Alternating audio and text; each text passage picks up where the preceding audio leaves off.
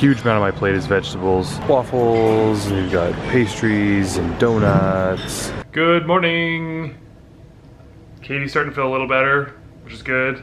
My ear is still a little plugged up, but I've got a few days of meds still before we go back to the doctor to see how that's going.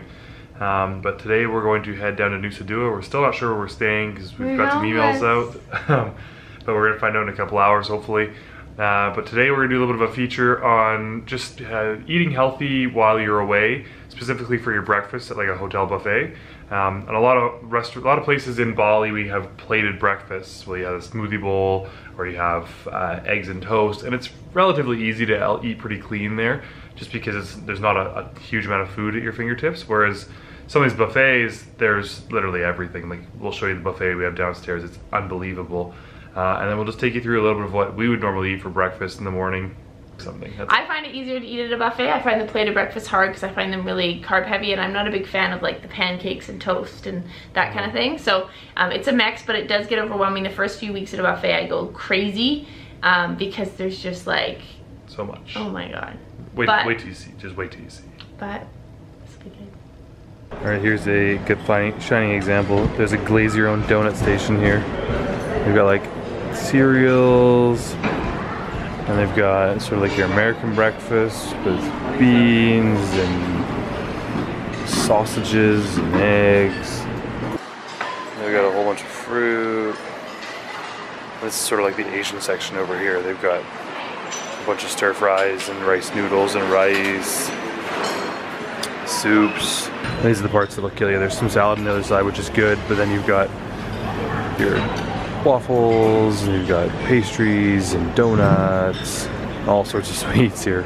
So I'm starting with an omelet, which is just basically eggs and veggies mixed together with a bit of ham. And that's how I'm going to start my protein for the day. So you start with a bunch of veggies. Often they have like some sort of fried vegetable or a steamed vegetable you can load up on. There isn't one on this side, so I'll try one on this side. I've got a tempeh with some vegetables and some lean meats. Usually, like, I love rice and noodles, so I'll usually have a little bit of rice and noodles with some lean meats and then an omelet. And that's sort of my way of getting a bit of carbohydrate, lots of vegetables, and then some good proteins. Katie going for a nice piece of whole grain bread. And no muffins.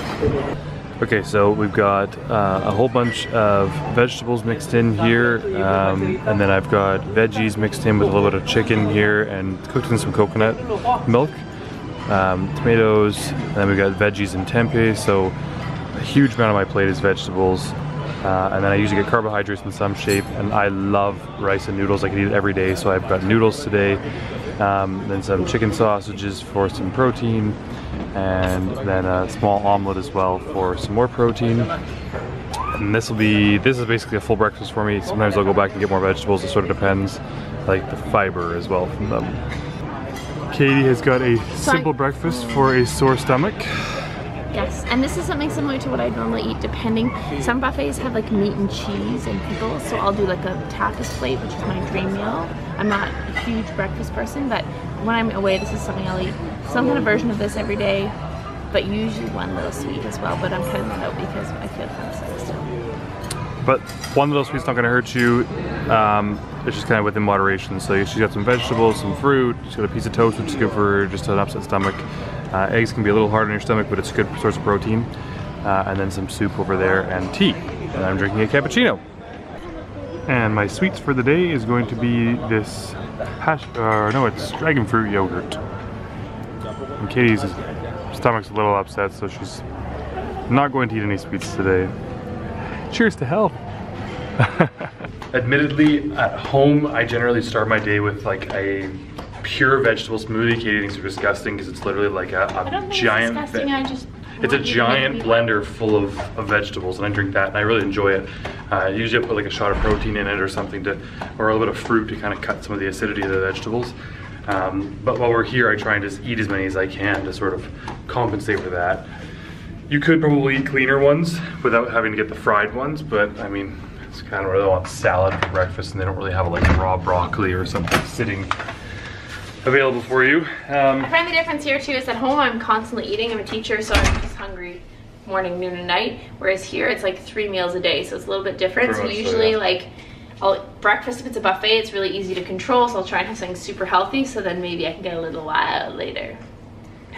Very true. And we often will try and strategically, when we do work out, eat sweets after that if we can, because your body digests the sugar a lot faster and puts it to use essentially when it's replenishing the glycogen in your muscles and whatnot. But those details we won't get into now.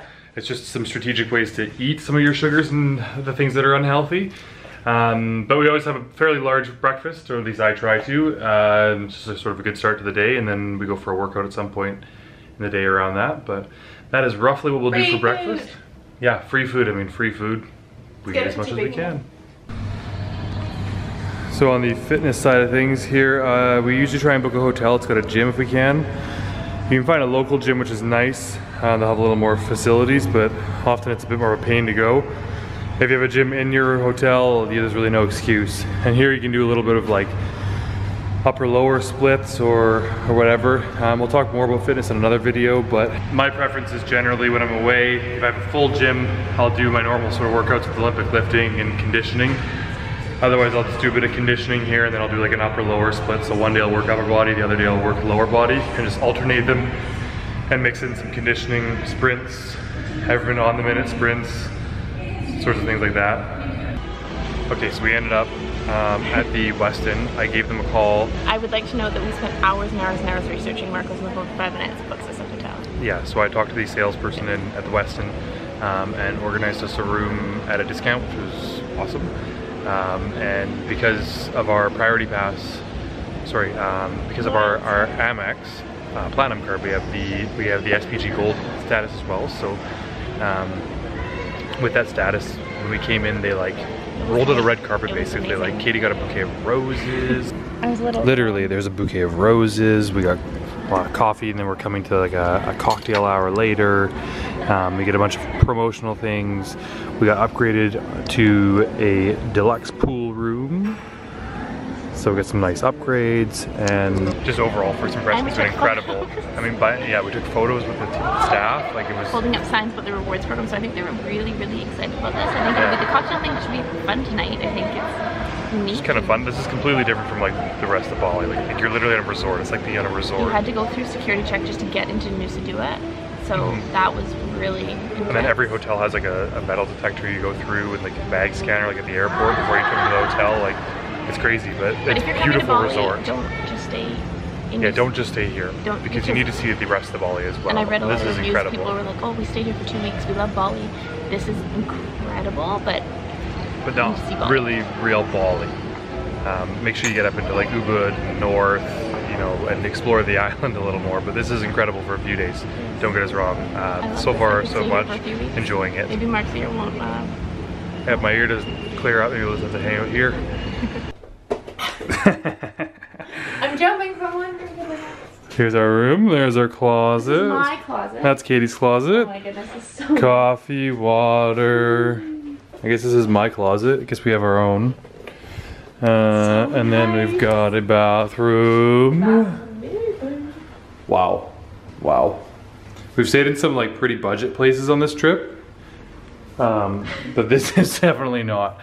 And then we've got our lovely room. This is the standard room that we booked. We got upgraded. Yeah, we got upgraded because of the status. And then our view. Oh my god. Out onto the pool. I have zero complaints right now. This is cool. Other than children. Children running around, not my favorite. We're at the cocktail party now. For the launch of the merging of all the loyalty programs. Yeah, the SPG program. So we're having a glass of sangria and just a whole bunch of food. They've got a bunch of tapas coming around, and they're really delicious. It's delicious food, yeah. So we're just gonna amazing. Try and enjoy that a little bit now, and just enjoy the amenities and relax. The sun's setting, so it's just a beautiful setting behind us here. Highly recommend so far.